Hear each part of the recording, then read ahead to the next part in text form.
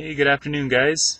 It is May 12th, 2010, and we are getting some weather up here in Wyoming. Let me show you what's going on here. Rain and snow, sleet. Supposed to get about 3 inches. So we're getting some more winter weather here. And I got an article I'd like to read to you guys from Patriot Trading Group, and it's a pretty good website. It has a lot to do with the economy, and I think it's on a lot of people's minds nowadays. This might be of interest. I don't do a lot of videos on gold and silver, but let me show you this. Hope this doesn't make you guys too dizzy, but look at that. 1242, gold up $11 an ounce, silver's up 31 to 1964. Friends, those are huge jumps. Gold was 1150, or real close to that, just a week ago. You know, those are huge jumps, and that's telling me that people are concerned about what's going on over there in Greece with the bailout there, because it's decoupled from what's happening on Wall Street. You know, normally you see Wall Street do something and then gold automatically does what it's always done, but it's getting away from that and acting more like a currency. And so people are going to gold and silver because they don't trust all of the printing of the trillions of dollars that's happening around the world for bailouts. And this one that's happening in Greece is no exception. There's a quick article on here. I'll just read one to you. And it's from Financial Sense University. It's using the same economic recipes means getting the same tragic results. In other words, if you do something over and over again and expect different results, that's insanity. Okay, so to implement certain strategies in the economy, bailouts, okay, and think that you're going to get something different than what we've always got, I think is it's crazy to think like that. I mean, where did the bailout get us here in the United States? It didn't get us anywhere. Things are still in horrible shape. And we're waiting for, Rubini says, we're waiting for the next leg down, and I think that's coming. As we all watch from a distance, Greece is crumbling under the weight of its own spending and statist profligacy. It is important to highlight why Greece is where it is and what it means for the United States. Okay, we think we're so separated from what's happening over there, but if they implement principles and they're feeling the results of that, let's look at those. And if we're doing the same things, can we expect something different than what's happening over there? I don't think we can.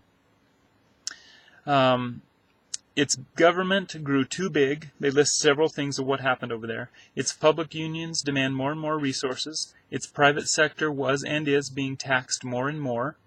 And that's why you got those riots, guys. The government deficit is rising and rising. The deficits were financed by more and more debt. Okay, we're just rolling this over. No production, no manufacturing. We're just rolling debt. We're rolling in the stuff. Higher and higher taxes resulted in less and less tax revenue. More demand and less supply meant rising prices for goods and services. We're feeling that at the producing level. And friends, it's just going to come on over into us consumers. And we're feeling it. I mean, gas is at $3.10, or diesel, and fuel here in Northeast Wyoming. It's over $3 a gallon now. And I just bought olives the other day. They're $2 a can. The symptoms become chaos, violence, bankruptcy, and collapse. Reality of this recipe arrived in 2010 for Greece. Okay, and then I asked the question, now, what are we doing right now in the United States? Its government is growing too big. I think we can all agree with that. The largest expansion in the United States history of our government is happening right now. Its public unions are demanding more and more resources. Its private sector is currently being taxed more and more. The government's deficit is rising and rising. The deficits are being financed by more and more debt. Okay, this is just a repeat of what Greece just went through. Higher and higher taxes are resulting in less and less tax revenue. More demand and less supply will mean rising prices for goods and services. And if we are not careful, we will have chaos and violence and bankruptcy and collapse. It will happen. To think that it won't happen, I think, is being dishonest.